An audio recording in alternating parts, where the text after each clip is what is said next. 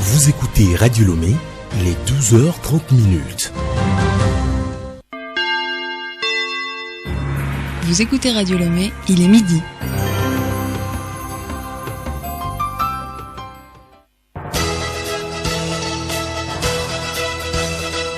Le journal Yasmine Adoko. Madame, Monsieur, bonjour. Les titres de ce journal. Le président Nana Akufo-Addo en visite d'amitié et de travail ce jeudi à Lomé à l'invitation de son homologue Faure Sozimna Nyazingbe. Au-delà des relations inter-États, nous parlerons des liens qui unissent les peuples des deux pays frères dans cette édition. Les femmes en situation de handicap ont souvent du mal à nouer des relations affectives conduisant au mariage. Quelles sont les difficultés qu'elles rencontrent? Charlotte Ahar nous donne la réponse. Le maire de la commune Bassar 3, Tchapo Kondi, sera l'invité de la rédaction à la fin de ce journal. Il nous parle de feu professeur Charles Kondi Agba. Et puis sport football, les éperviers locaux jouent ce jeudi contre les éléphants locaux au stade de Kégué à partir de 15h30. C'est un match en amical pour les deux équipes. Radiolomé.tg. Bienvenue à tous. Il est arrivé à l'aéroport international Nyazingbe Adema à 10h GMT. Le président de la République du Ghana, Nana Akufo-Addo, séjourne depuis ce matin à Lomé. Il a été accueilli à sa descente d'avion par son homologue du Togo, Faure Sozimna Nyazingbe. Un accueil chaleureux a été réservé à l'illustre hôte Théophile Dandako.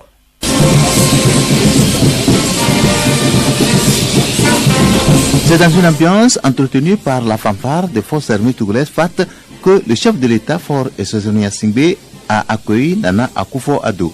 Aux côtés du président de la République Faure Sozimna Nyazingbe, la présidente de l'Assemblée nationale Chantal Yawa Djibori Tchegan et le premier ministre Madame Victoire Tomega Dogbe. Puis, sous les honneurs militaires, les hymnes nationaux du Ghana et du Togo ont été exécutés. Les deux chefs d'État ont salué ensuite les autorités ministérielles, administratives et traditionnelles arrivées à l'aéroport international Nyazingbe Adema de Lomé pour accueillir le président ghanéen. Faure Sozimna Nyazingbe et Nana Akufo-Addo, après une pause au salon d'honneur, ont pris des véhicules en direction de la présidence de la République. Là, les deux personnalités vont échanger sur les sujets d'intérêt commun. Des relations au beau fixe entre les deux nations voisines, pour preuve les différentes visites d'amitié, une amitié consacrée par l'histoire entre les peuples du Togo et du Ghana. Solim Lemo. Les deux pays amis entretiennent d'excellentes relations politiques depuis de longues années. Ils coopèrent dans de nombreux projets de développement dans les domaines de l'économie numérique, de l'agriculture, de l'hydraulique et de l'élevage, entre autres. L'intégration régionale et les échanges commerciaux plus accrus n'étaient pas en reste. Le Togo et le Ghana sont liés par des accords de coopération.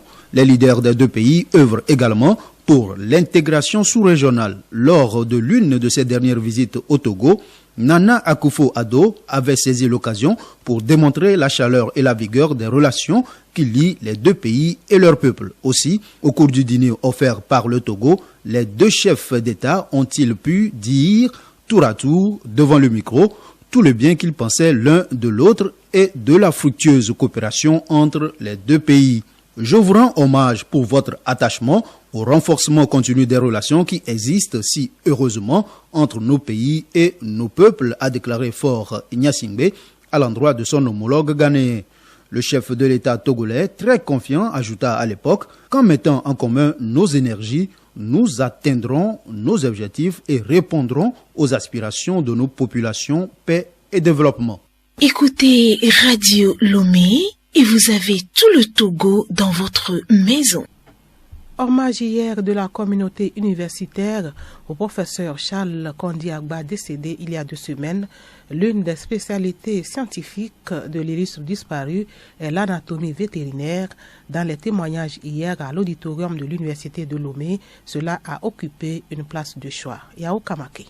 La mémoire du regretté professeur Charles Kondi Agba a été honorée hier par la communauté universitaire. Parmi les personnalités qui ont témoigné de ce grand homme grandeur nature figure le ministre de l'Enseignement supérieur et de la Recherche, professeur Majesté Iwuateba, lui-même universitaire. C'est par un schéma scientifique portant sur l'anatomie comparée que le ministre a relevé l'immense carrière du professeur Agba. J'ai eu très tôt la lourde responsabilité de prendre en charge les cas d'envenimation de serpents au Togo. Et quand quelqu'un est mordu par un serpent, nous avons nos noms rébarbatifs. Quand il est petit et qu'il est une vipère, on l'appelle Ochis ecellatus. Quand il est grand, on l'appelle Betis arreitan ou Betis gabonica. Mais alors, le traitement de l'envenimation dépend du serpent qui a mordu. C'est en cela qu'on a besoin de l'anatomiste comparé qu'il vous dira si le crochet de l'animal est situé postérieurement ou antérieurement ou rétractile ou pas. Cela vous guidera dans le choix thérapeutique. Donc vous convenez que j'ai toujours eu besoin de ce monsieur qui ne m'a jamais lâché et qui m'a toujours tout appris. Il m'a appris comment reconnaître que tous les serpents verts n'étaient pas du mama vert et qu'il y en a qu'on appelait Dendrospis viridis et que certains c'est plutôt du boomslang et qu'en fonction de ce serpent tu dois avoir telle ou telle approche thérapeutique. Polyglotte, ancien ministre et ambassadeur, le professeur Charles Kondi Agba fut aussi le doyen des sages de UNIR, officier de l'ordre du Mono, aimant le sport, la musique et le sourire. L'anatomie comparée est une matière considérée comme une bête noire dans le cursus universitaire des vétérinaires. Qu'est-ce que l'anatomie comparée? Professeur Majesté Iwuateba, dans une explication tirée de son témoignage hier au professeur Agba.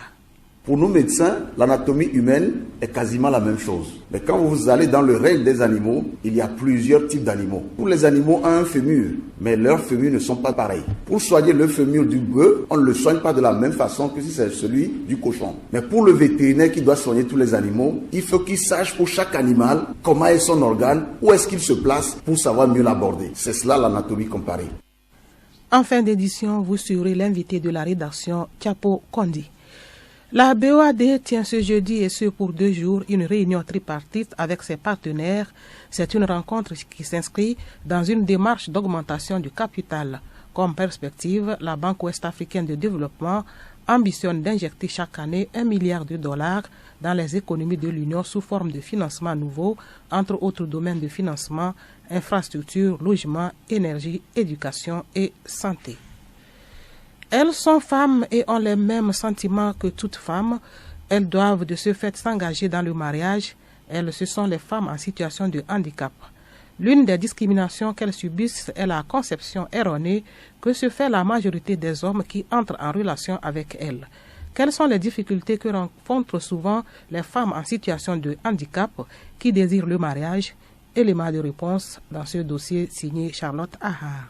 L'une des obligations sociétales en Afrique est le mariage. Même si les femmes de nos jours n'arrivent pas à trouver un homme facilement pour le mariage, la situation est alarmante pour celles qui vivent avec un handicap. Pour quelques-unes, les hommes préfèrent le sexe, pas plus. Quand je suis tombée enceinte, c'est fini. Il a coupé de venir. Tout d'abord, il n'a pas voulu que je garde l'enfant. C'est avec force que j'ai gardé l'enfant. Après, c'est fini. Quand l'enfant a fait 10 mois que je l'ai fait signe, il a su que j'avais fait un garçon et il est venu me rendre visite, c'est fini. Après, on a eu voir que l'enfant est bien portant. Il ne fait qu'envoyer l'argent, mais il ne vient pas. Si pour cette dernière, le monsieur assure l'allocation familiale de l'enfant, ce n'est pas le cas pour Priska qui s'est vue abandonnée avec l'enfant. Au cours de notre relation, je suis tombée enceinte et ce dernier a voulu me faire avorter. Malgré son insistance et ses propositions, je suis restée catégorique sur ma position. C'est là qu'il m'a dit que je souffrirais avec cette grossesse. Je suis seule à subvenir aux besoins de l'enfant. Nous les handicapés, les gens nous considèrent comme les personnes inutiles. Yvette Jumelle loge dans le foyer de sa seconde. Elle vit également la même situation, ce qui fait qu'elle a peur des hommes. Moi, je trouve bien les hommes, mais je remarque qu'ils ont peur de moi. D'autres pensent que après je ne peux pas faire certains travaux, je ne peux pas faire d'enfants.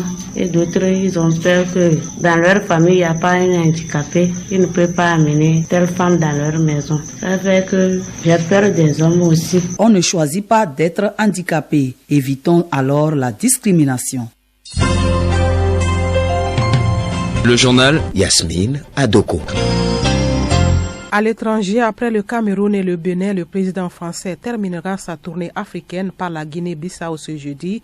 Le président Emmanuel Macron aura un tête-à-tête avec son homologue de la Guinée-Bissau, Oumarou Sissoko Ambalo, au Bénin hier, deuxième étape de sa tournée africaine. Emmanuel Macron s'est entretenu avec son homologue béninois Patrice Talon. En plus des demandes de matériel militaire, il a été question de coopération culturelle. Le Fonds de solidarité islamique qui œuvre dans le domaine de la lutte contre la pauvreté a un nouveau dirigeant. La Banque islamique de développement a nommé Dr Iba Ahmed au poste de directrice générale. Suivons son parcours avec Aimé Sougliman. De nationalité soudanaise, Dr Iba Ahmed a obtenu sa licence en droit à l'université de Khartoum et sa maîtrise à l'université de Michigan aux États-Unis d'Amérique. En outre, elle est titulaire de plusieurs certificats de 3e cycle en économie et en développement durable à l'université de Harvard. De retour au pays, elle a fait ses premiers pas à Central Bank of Sudan. Puis elle a décidé de repartir à la quête du savoir. Elle a fait ses armes à la Banque mondiale, la Saudi Aramco Oil Company, au Programme des Nations Unies pour le développement PNUD, à l'Agence des Nations Unies pour le développement international USAID et à l'Institut international de recherche sur les politiques alimentaires IFPRI. Le développement économique et la réduction de pauvreté sont ses domaines de prédilection. En 2019, elle s'est vue confier le poste de directrice générale pour l'investissement et le développement du secteur privé. En 2020, elle est la première femme ministre des Finances et la planification économique de son pays. Parlons environnement. Aujourd'hui, le jour de dépassement, l'humanité a consommé tout ce que la planète peut produire en un an. Juliette Camdet. Selon les calculs de l'ONG Global Footprint Network et relayés par le Fonds mondial pour la nature, chaque année, c'est le même constat. Cette date, témoin de notre empreinte écologique, arrive de plus en plus tôt. Nous surproduisons, nous surconsommons. Et nos modes de vie ont un coût pour la planète qui ne peut pas se régénérer assez vite. Ce jeudi, nous commençons à entamer les réserves de la Terre. En 20 ans, cette date a avancé de 2 mois. Mais comment vivront les générations futures si nous continuons à pêcher les poissons avant qu'ils n'aient le temps de se reproduire suffisamment, à couper plus d'arbres qu'ils n'en poussent de nouveau dans les forêts, à émettre plus de gaz carbonique que ce que les plantes et les océans peuvent absorber? Face au changement climatique, il y a des limites dans nos capacités d'adaptation. L'ONG appelle donc à modifier nos comportements en réduisant de moitié le gaspillage alimentaire dans le monde. Par exemple, la date du dépassement reculerait de 13 jours selon le Fonds mondial pour la nature. Diminuer de moitié aussi notre consommation de viande ferait gagner 17 jours de répit à la planète. L'agriculture est en effet responsable du quart des émissions de gaz à effet de serre dans le monde et l'élevage en particulier est pointé du doigt. Quelle météo pour la suite de la campagne agricole au Togo? Apparemment, la grande saison pluvieuse aussi est en train de s'achever. À quand la petite saison pluvieuse? Odette Pira. Cette petite saison sèche commence vers la fin du mois de juillet et couvre majoritairement le mois d'août. La petite saison pluvieuse couvre les mois de septembre et d'octobre. Dans le nord, c'est la grande saison pluvieuse. Elle s'étend du mois de mai au mois d'octobre. Nkoi Mpo, chef division climatologie et gestionnaire de la base de données à la Direction générale de la météorologie nationale. Nous sommes en train de tomber dans la petite saison sèche qui est centrée sur le mois d'août. Donc, ce n'est pas la peine de semer encore au sud ici. En septembre, les paysans peuvent semer. Mais au nord, nous sommes en pleine saison des pluies. Il y a une prévision qui a été faite pour le sud et pour le nord. Des précisions sur la pluviométrie au sud le mois prochain. Sport football, cet après-midi à Kégué, les éperviers locaux jouent en amical les éléphants locaux au stade de Kégué à 15h30. Le match retour est programmé sur dimanche prochain. Toujours en football, cette fois-ci féminin, la finale de l'Euro va se disputer dimanche prochain à Wembley en Angleterre. Milek Agboko. Cette finale opposera le pays hôte, l'Angleterre, à l'Allemagne. Vainqueur des Françaises 2-1, l'Allemagne file en finale et aura la possibilité de remporter un 9e titre dans la compétition. Mais avant cette étape du sacre, l'Allemagne devra batailler face à l'Angleterre. Le pays hôte a déjà battu mardi dernier la Suède en première demi-finale par 4-0. Un message fort pour cette formation anglaise qui aura fait sensation au cours de cette compétition. Les Anglaises seront portées par leur public qui depuis le début de la compétition est acquis à la cause de sa sélection. Des encouragements nécessaires pour le premier titre anglais dans cette compétition. Invité de la rédaction, depuis l'annonce du décès du professeur Charles Kondi Agba le 13 juillet dernier, des témoignages fusent de partout. En plein préparatif de ses obsèques, le maire de Bassar 3 raconte Charles Kondi Agba tel qu'il l'a connu. C'est un entretien avec David Tchakbira. Monsieur Tchapo Kondi, vous êtes le maire de Bassar 3 avec pour résidence Kabou. L'ancien ministre, professeur Charles Kondi Agba. Oui, Charles Kondi Agba, c'est un être vraiment à part parce que de par ses connaissances, de par sa position même, il est un être complètement à part. Charles Kondi Agba était même un être qui est au-delà de son niveau, c'est-à-dire que il est en avance sur son temps. Charles Kondi Agba, il maîtrisait tout de Kabou. Mais malheureusement, les gens ne l'ont pas compris. Quelle a été son implication dans le développement de Kabou, selon vous? Dans le développement de Kabou, on dirait qu'il veut tout savoir. Il veut également aussi contribuer au développement. Parce que Charles Kondi Agba a toujours voulu que des gens soient lui-même à sa hauteur. Et vraiment, surtout au niveau des études, vraiment, il ne s'amusait pas. Il faisait tout. Il invitait les jeunes. Il voulait que tout le monde s'émancipe à partir de rien du tout. Il a dit qu'on peut se développer à partir de rien du tout. Puisque lui-même, il est parti de Kabou, il a fréquenté et il a essayé par ses petits moyens, il a se prendre en charge. Donc Charles Kondi Agba, je me demande si on peut trouver quelqu'un pour le remplacer. Charles Kondi Agba est dans tout. Historien, il est. Scientifique, il est. Sans parler de littérature. Quand est-ce que vous avez vu le professeur Charles Kondi Agba pour la dernière fois? Des cérémonies du feu à Basse. Vous voulez dire le 2 juillet? Oui, il était venu. Et c'est bizarre, hein, ce jour-là, je l'ai vu. Il a fait le tour pour saluer tout le monde, main dans la main.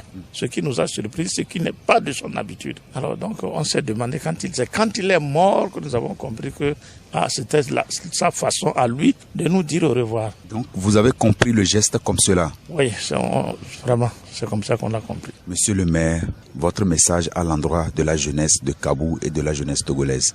Charles Kondi Agba, c'est un exemple pour nous. Donc, on doit s'inspirer de ces faits pour faire avancer le pays. Monsieur le maire, merci. Bon, c'est moi qui vous remercie.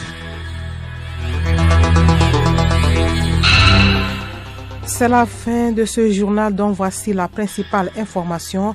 Le président Nana Akufo-Addo en visite d'amitié et de travail ce jeudi à Lomé à l'invitation de son homologue Fort Eswazimna Nyazingbe.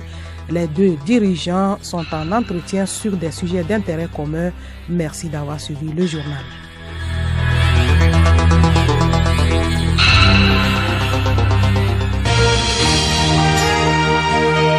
Radio Lomé, boîte postale 434, email radiolomé@radiolomé.tg. Radiolomé.tg